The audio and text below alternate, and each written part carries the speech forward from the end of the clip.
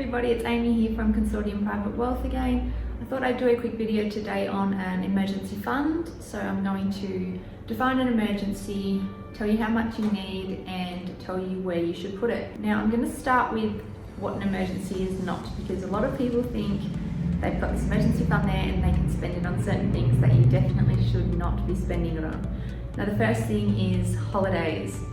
The cheap deals come up and you think, perfect, I've got this emergency fund, I'm going to whip that out and pay for this holiday. Not the right thing to do. You basically shouldn't be using your emergency fund for anything that you can budget for. So none of your luxury items, like if you're getting your nails done or your hair done every 6 months, you shouldn't be using it for your rates because you can budget for that. You shouldn't be using it for your insurance premiums. Things you should be using your emergency fund for are things like a car breakdown, an unforeseeable cost. You need to have your engine replaced in your car. You can't budget for that. It's going to cost you thousands of dollars. That's your emergency fund. Pull it out. Dental emergencies. You might bite down on a pip, break your tooth and need to get $2,000 crowns. Emergency fund. Your hot water system goes. You've got a pet that gets hit by a car. Emergency fund. Just things like that. You might have a family member overseas who's had an accident, you've got to fly over. Emergency fund. So you've really just got to keep your emergency funds for those things only. Rule of thumb, if you can budget for it, don't touch your emergency fund. Now, how much is another very common question, and it really is up to each individual, but I've just gone online and just looked for basic lifestyle expenses. The common rule of thumb in the finance world is 3 months of living expenses should be your emergency fund. So for a single person, the basic lifestyle expenses, now I'm saying basic because emergency fund isn't for a comfortable lifestyle, it's for the basic things that you need to live off. So for a single person, that is about $40,000 a year. So 3 months worth of basic living expenses will be $10,000.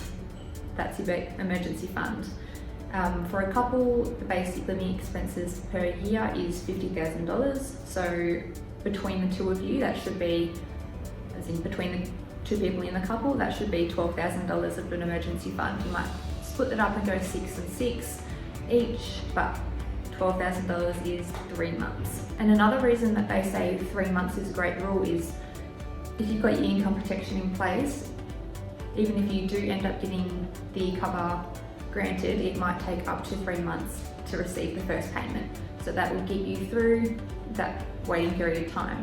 Another very common question is, where should I put my emergency fund? Now this depends very much on your willpower. I'm obviously very financially driven, so I can have my emergency fund in my bank account, in a separate account, but within my same bank, so I can see it on my login. If your willpower isn't as strong though, I highly suggest that you get a separate bank account with a separate bank, with a whole separate app, and potentially don't even have that app on your phone. You don't need to log in and see how much is there. You know you've got your $10,000 or your $6,000. Don't look at it unless it is an emergency. Another very common question is, an emergency fund of $10,000, it's a substantial amount of money. Shouldn't I have this invested in shares? And the short answer is no. You've got to imagine the worst possible situation happening, and that's, COVID hits, you've lost your job, you put your $10,000 into the share market. Before COVID hits, it's lost 37%. That's $3,700. You don't want to then have to go into your share trading account, withdraw that money, and it is now only worth $6,000. That's the worst possible time in history to be withdrawing your money and it's at a loss. We want to avoid that. Keep it in cash. It's not going to earn a lot of money in a savings account. We all know that, but it's there, it's liquid. You can access it within the day. Cash transfers are now instant. You need to keep it in your cash account. Now, another common question is, should you be prioritizing your emergency fund over other goals that you might have, like saving for a house or investing?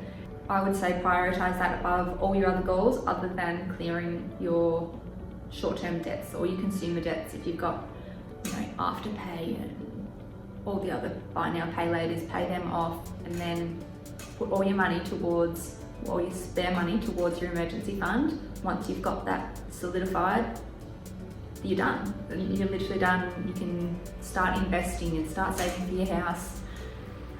Put your other goals second. So the next point is, once you've got your emergency fund set up, what do? Then you can start investing. Start your other goals, save for your house, and you can sleep at night. You know that you can wake up tomorrow. If your hot water system is blown, you've got the funds there to pay for it. Your emergency fund is essentially your pillow to sleep at night comfortably. And if an emergency does come around, there's always, I know with me, I always am a bit hesitant to withdraw that money from the emergency fund. We did lose our hot water system and I went, I've got to take out my emergency fund. But that's what we've been working for. So we need to be okay with paying, like withdrawing money from the account and paying for things. That's just life. And then once you have taken money out, you just need to top that emergency fund back up. Okay everybody, I might just wind this one up here for this week. Thanks for listening, and if you have any other emergency fund related questions, leave a comment and we will get back to you when we can. Otherwise, thanks. Bye.